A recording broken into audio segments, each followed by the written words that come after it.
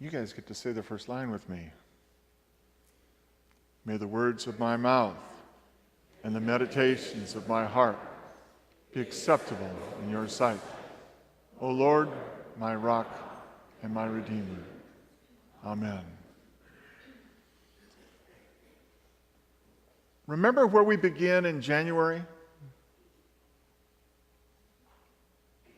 What was our theme for the year? A year of thankfulness. A year of gratitude. Now, you may have thought that we just kind of forgot about that. I didn't forget about that.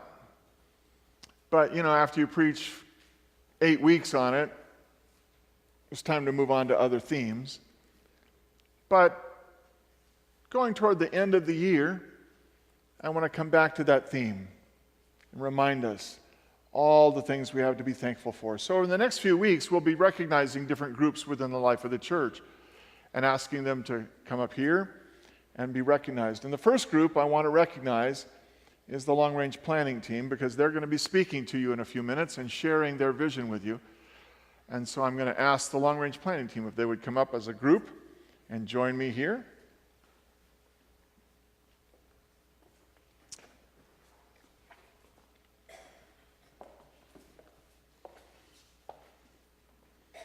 Daria Enfield, Marisol Garcia, Robert Mosley.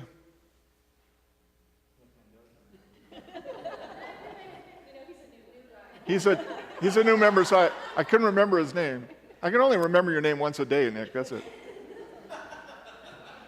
Tandy Wilson, Crystal Grantham, and Denise Warner, your long-range planning team. Would you thank them?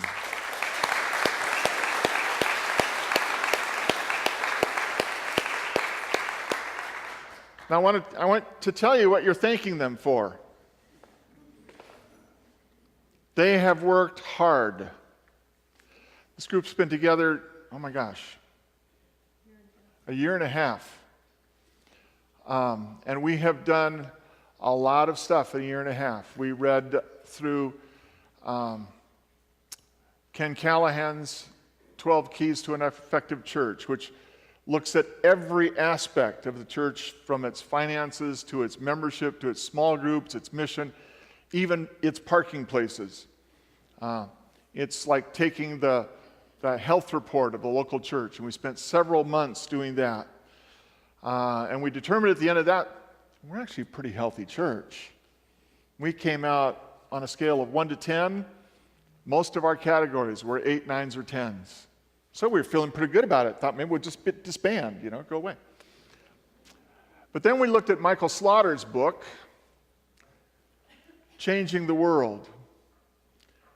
His understanding of what the role of the church is that the church has this task to really change the world. And so we looked at Slaughter's book, and several people on this. How many of you went to Ohio?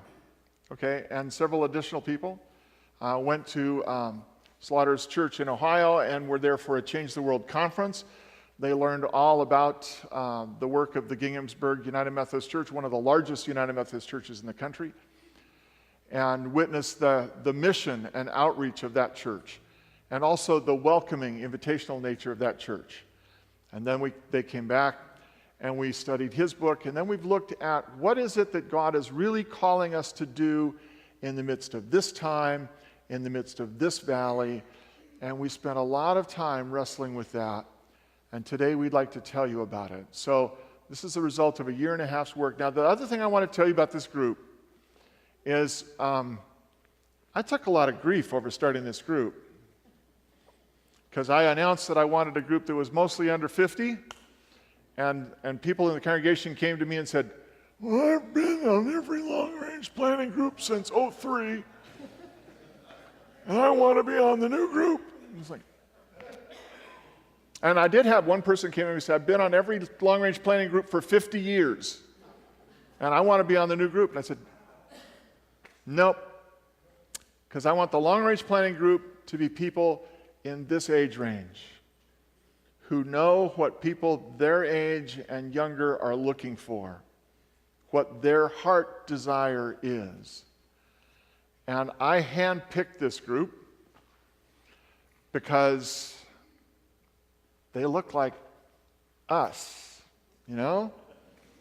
They're men, they're women, they're multiracial. They're also dedicated to this church. And one of the things that came out and that impressed me week after week after week as we studied and looked at things is their commitment to this church. They said things like, well, you know, I grew up in this church. I grew up in a church like this. I want my children to grow up in a church like I had. I want their children to have a church like I had. Their dreams are not only their dreams for themselves, their dreams are their dreams for their children, but their dreams are their dreams for you. And week after week, their commitment and devotion and strength, creativity and imagination inspired me. I was touched every week by this group. So they're going to talk to you, and I'm going to shut up, which is a really good thing, right? And let them share with you some of the things that they've learned and some of their dreams for where we should be going. But would you thank them one more time?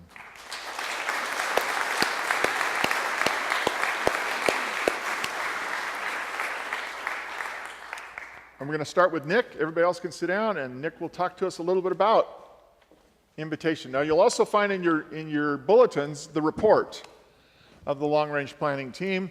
I don't expect you to be reading that while they're talking, but notice that it's there. Take that with you. Don't throw that piece away. Take it home, look at it, study it, and think about where you fit in it. Because we hope that everyone can get behind this plan and find a place to fit. Nick. Good morning, everyone. My name is Nick Mendoza, and I will be in charge of inviting people. I actually did not sign up for this. Pastor Steve, kicked my behind. He kind of did the Michael Jackson move. Ow! So I was like, no, he didn't do this part. So I was like, whoa! It's like, sir, yes, sir. It's like, what did I sign up for? I was like, what did I just do? I was thinking, I have no idea. It's like, am I scared? Of course I'm scared. Look at the size of this guy. So, I can always come up with a million excuses. I would always say, Pastor, I have a lot of kids. You can't just give them away. So, and or someone would say, Pastor, my wife. Of course, I will never say that. My wife she's beautiful. She's a beautiful monster, or vice versa. My husband. My husband, you know how he is, Pastor. He's kind of, something else. And plus, look at this dog. I have a bad dog over here. It's like, bad dog, stop it. So it's like husband, bad dog, I can't do anything. So one person cannot make a difference. I truly believe that it's collective effort. United we stand, divided we fall. However, it has to start with one. So it starts with me and the others that have signed up already. Yes, I will be in the front line. If you'd like me to, talk to your lovely neighbors, please bake a cake before you send me, okay? Well, God is love. We are created out of love. If He were alone, He would not be able to express Himself. So therefore, He created us so He could express His love to us and through us. But let's not keep the love inside our church. Let's tell everybody, let's go out there, tell everybody that Jesus loves them no matter what. Remember Pastor Sermon last week regarding the pyramid, the self-actualization. When we found our niche, we're successful. We've achieved our goals. We have proven ourselves. We're sitting on top of the world, but it's not the ultimate thing. Whenever I would pass by the fellowship hall, I'd see the sign on the board, on the hallway. The best way to find ourselves is for us to lose ourselves in helping others. It's quoted by Gandhi. Inviting people can be very intimidating. A lot of us don't even know our neighbors. Or they'll say, I don't even want to know my neighbors. Not to worry. We won't ask you guys to wear your suit, carry your Bible around, or knock on doors. Or ride around with your bicycle, wear a white shirt and a tie. even if it's 100 degrees outside. No, we won't do that either. I know that we live in a cyber world and people are not talking face-to-face anymore. We are losing our public relation. You see people on the same table texting each other. We communicate through our devices, iPhones, iPads, computers. I understand that we have to embrace technology or we'll become a dinosaur. I mean, isn't life so ironic? If you do just that, you will become a dinosaur because you become so self-absorbed and you don't know what's going on around you. We just have to do a life balance. Most of us have 2 jobs nowadays, a regular job and Facebook. Yes, Facebook is a full-time job. And sometimes we spend more time on Facebook than our regular job. I mean, I know who you are, but please don't unfriend me, okay? My people perish for lack of knowledge. If anyone lack wisdom, ask, and he shall give it to you generously without finding fault. Do we lack knowledge or wisdom? I don't think so. Some of us were born in the church. Some of us grew up in the church. We already know what we're doing. All we have to do is let's move forward and do it. Open minds, open hearts, and open doors. We need to add a few more things, such as open our eyes, open our ears, and open our mouth. We need to look around and find out what's going on. Let's listen to their cry. And remember, our primordial consideration is to spread the word and offer them the living water so that they will thirst no more. We always say we're open, we're willing, but we need to step in. Faith without action is dead. We don't need to be somebody else. Come as you are. Remember Rick's sermon. God chose fishermen and we're regular people. He will equip you. We already are. For we are God's children. We are the Christ ambassador. We are created in His likeness. I have given you the power and the authority to rule the world. All you have to do is subdue it. Follow me and I will make you fishers of men. If each one of us, bring one person on our next meeting, of course, or whenever you find it in your heart, I'm pretty sure that you guys have, families, friends, relatives, what have you. It would make a tremendous impact on what we're trying to achieve. We don't want our church to be known for one thing. We want to be known for everything. If someone asks, what seems to be the problem? Go to NUMC. They're loving, they're caring, they have the answers, they'll take care of you. We are Christians by our love. Thank you.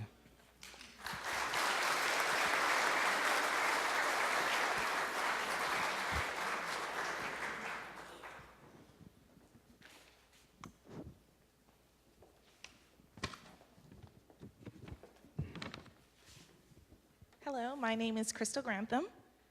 Over the past year, it's been a great honor and learning experience to work with the Long Range Planning Committee. I will admit, at first, I was only there because Pastor Steve asked and I didn't know how to say no. I mean, really, with a face like that, who can say no?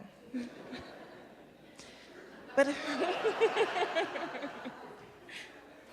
as time went along, I gave in to the fact that this was a path that God had set before me to help me grow, not only as a person, but in my faith as well. As a child growing up in the church, I always remember the warmth and the family atmosphere. In coming to this church, I was able to reconnect with those welcoming feelings. This helped me to not feel as though I was an outsider and allowed me to meet the wonderful members of this church. It also allowed me to grow in faith and serve in some great ministries at this church. The Welcome Team was created with the idea of extending the feeling of being welcome beyond the doors of the church and all over our large campus, being led by our fearless leader, Denise Warner. I wouldn't call me fearless. I'm more like shameless is more accurate.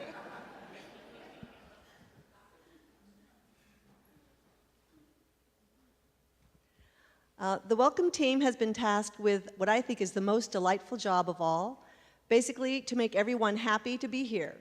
But not just the, ooh, home-baked cookies kind of happy.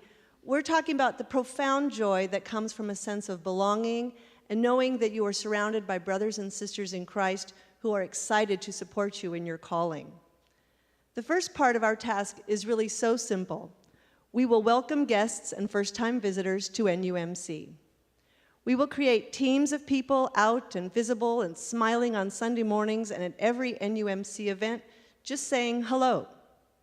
And you don't need to be an official member of a committee or complete any special training to help us out in this. Just be willing to let down your barriers enough to say, "Hi, it's nice to see you," to someone you're seeing for the first time.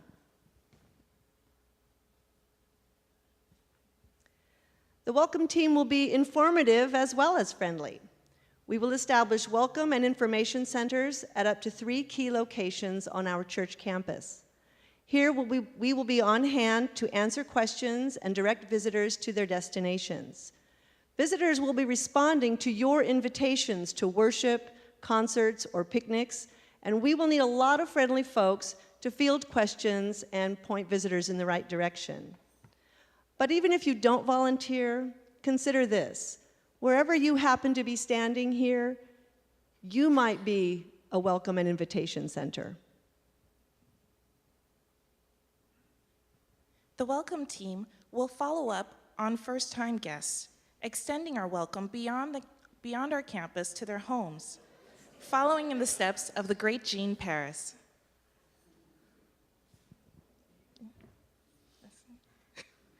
Trained interviewers will meet with people who are new to the church to help them identify where they might find a happy convergence of their gifts with another's needs.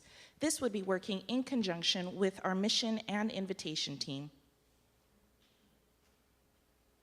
When you are able to confirm your spiritual gifts, we can connect you with one of the many outreach ministries here at the church. Remember, through their welfare, you will find your welfare. Lastly, the welcome team will work with our communications team to produce video presentations highlighting the many rewarding ministries, missions, and programs at NUMC. These videos will inform our church family and the community beyond our walls of all the fulfilling opportunities for service, worship, and fellowship here. The videos will be posted on our website, on our Facebook wall, and on our new YouTube channel. We want everyone to know about the various ways you can become more fully engaged in the life of the church and in its mission. And to speak more on the topic of missions, we welcome Daria Enfield.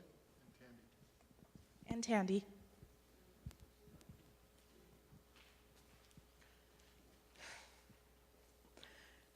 Okay, so I need to talk about the strategies for mission.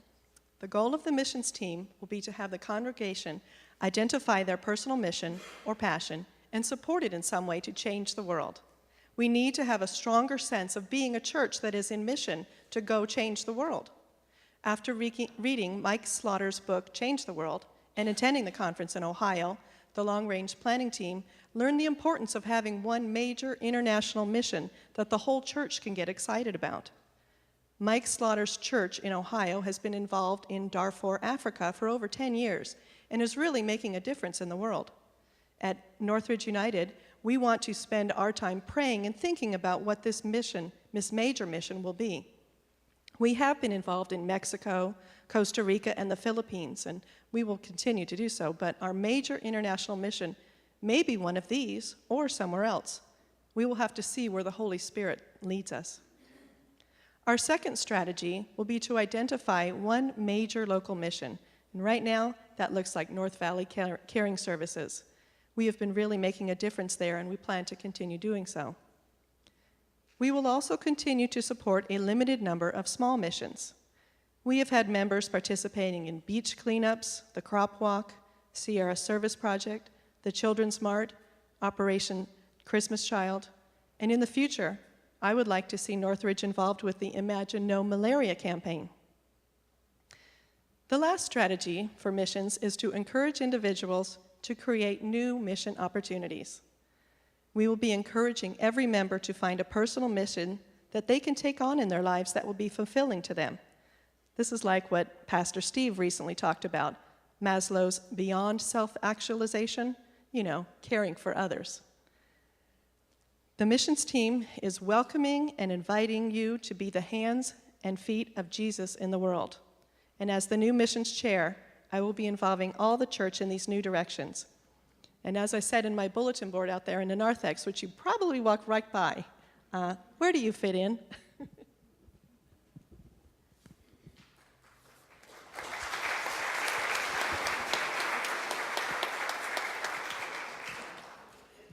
Good morning. I'm Tandy Wilson, for those of you who don't recognize me.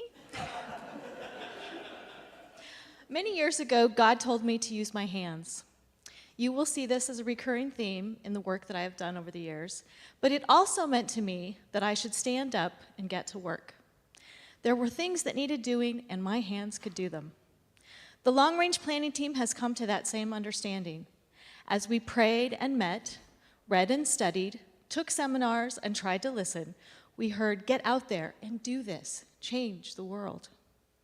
And so, one of the aspects of our long-range plan is to help our congregation be mission-focused. We found in our research that people have a basic need to make a difference in the world around them. In looking at what Jesus calls us to do, he asks us to do that very thing, to make disciples and to help those in need. So, as a congregation, we want to look at how this congregation can do just that. What are we passionate about? What things can we change, solve, support, or help? And we want you to look at what you're good at. What are you passionate about? What you want to change? What if there were 3 people here right now, right in this place, sitting in these pews, that want to change the same thing that you want to change? What if you work together? It would just be done. What if? We think this church can be the place where you are encouraged to figure out your talents and encouraged to listen for your passion. A place where you can find others that have that same passion, where you can come together to support each other and fuel that passion, so that together we really can change the world. Robert?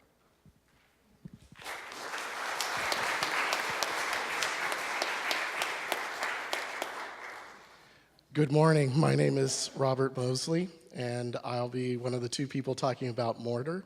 Marisol will be finishing up for us. And I'm guessing some of you are saying, mortar? What is mortar? There's a few different definitions of mortar, but the one that we're talking about today is most closely related to the building definition, which is a building material as a mixture of cement, lime, or gypsum with sand and water that hardens and is used in masonry and plastering. So mortar is what binds things together, including our church family. It's the glue that connects us. It is the relationships that we've developed here at our church. Our team developed a very specific goal as the mortar element for our 3-part strategy.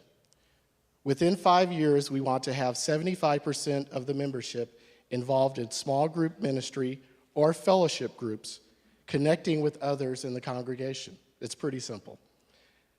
We will ask the quarterly conference to monitor our progress for the next 5 years. To accomplish this, we will ask every individual and family to become active in some part of the congregation. We'll start new groups where needed for fellowship, study, and ministry. We will continue to hold large events where fellowship can happen, and we will continue to find ways to break bread together. Of course, we're Methodists. Keep in mind, we have already made very significant progress and have a great amount of momentum behind lots of events here at this church. So it's not as insurmountable or overwhelming as 75% may seem. We have great events that engage our current members and bring new members from the community. We will define what our current state of involvement is, and through our small group ministries, determine what supplemental events can support this growth. Mortar will build the infrastructure, unity, and fellowship to bind Northridge United Methodist Church as a community of faithful followers of Jesus Christ. And I'll turn it over to Marisol.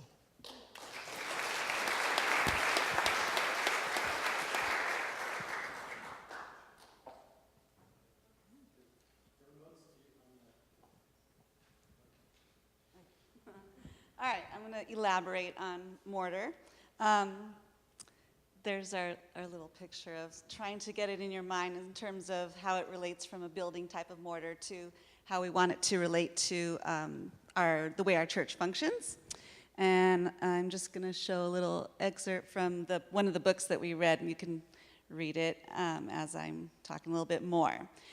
When we first looked at the mortar of our church, we looked at items that are necessary to support the facility as a structure. Things like facilities personnel for maintenance, janitorial, housekeeping, facilities upkeep things like custodial supplies, contractor support, general facility purposes, heating, air systems, equipment and fixtures, landscaping, lawn mowing, parking lot upkeep, security of facility, utilities, insurance, and on, and I'm sure the trustees could probably add a lot more to that list that most of us probably are not very aware of because it's done so seamlessly so well. Then we were challenged to identify the mortar of our church people. That are in place to move us forward and gain strength for a stronger future. We were to evaluate our current mortar and determine how effectively it was functioning to strengthen our larger programs and missions. At first, we weren't even sure if we had mortar, which was a little bit of a scary thought. But then once we thought about it in a different way, differently than the context of physical construction, structure, facilities, we came up with the following. And I'm going to ask you to participate. Let's see a show of hands. So I want you to raise your hands if you've participated in Trunk or Treat, Jazz Vespers, our cultural programs that we've had here for the Mexican and Filipino dinners. And how many of you have provided snacks and support for the CSUN study sessions, the other smaller events that we've had, and most importantly, who's ever enjoyed dinner at Soul Food? So all those things that you've raised your hand for, you've been contributing to the mortar. Those are the mortar things that we're talking about to keep the fellowship going. It may seem small, but it really contributes to, like Robert said, the glue to keep us all together. And if you haven't raised your hand for any of those things, there are many other programs, I'm sure, and there's others waiting to be conceived and developed, and it's limitless, really. So, let me just, there's a slide missing there, but that's okay. I was looking for the pictures of the church congregation participating. Okay, that's okay. All right, so mortar is extremely important because it builds the infrastructure, as Robert said, and strengthens our community.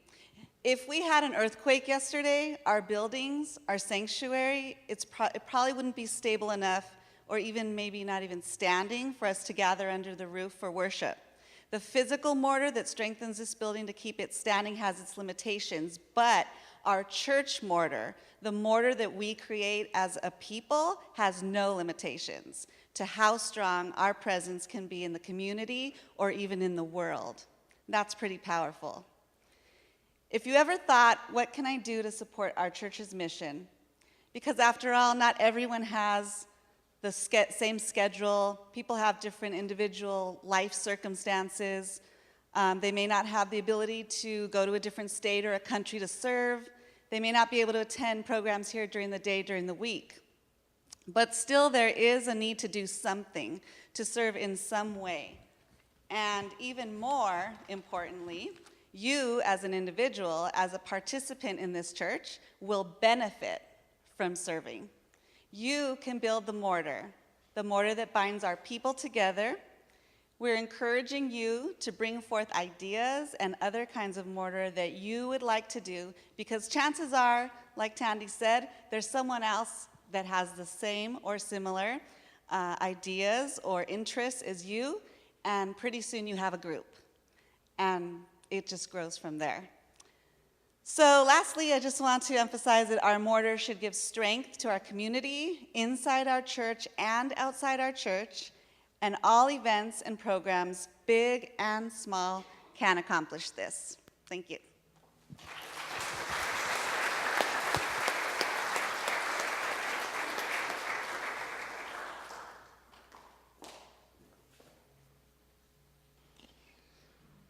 Well, I think you get a feeling for the quality of people that were leading this.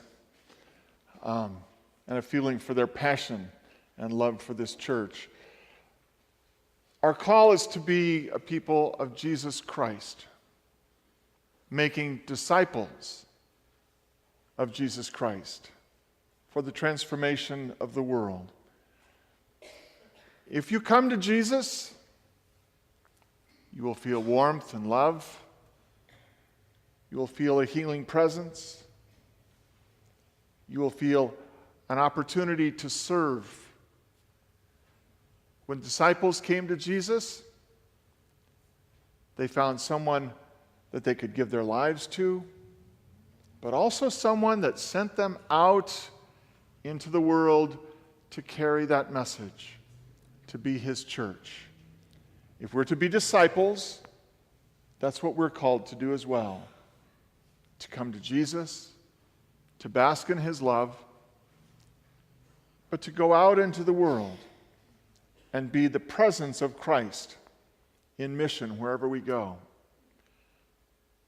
Inviting, welcoming, serving, fellowshipping are the opportunities that we have to build that. We present this to you with a hope. First of all, that you'll adopt it. We'll take it to the quarterly conference in October. But also with the hope that you'll say, that's something I could do.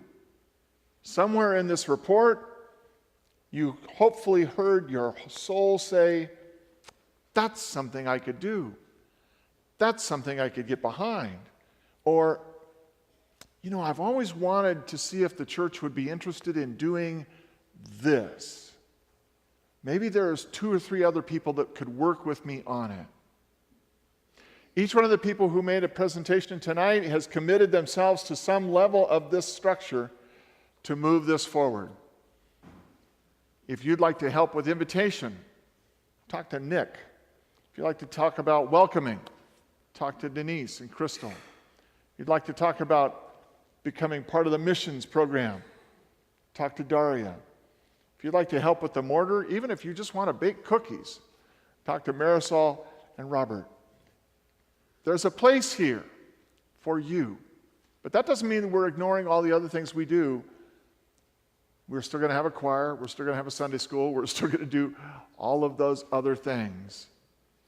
But in the midst of those, we're going to welcome, invite, and be in mission in new and exciting ways. I hope this is exciting for you as you've heard it. I still get goosebumps thinking about all the work that they've done and the work that this group has committed themselves to. Would you thank them one more time?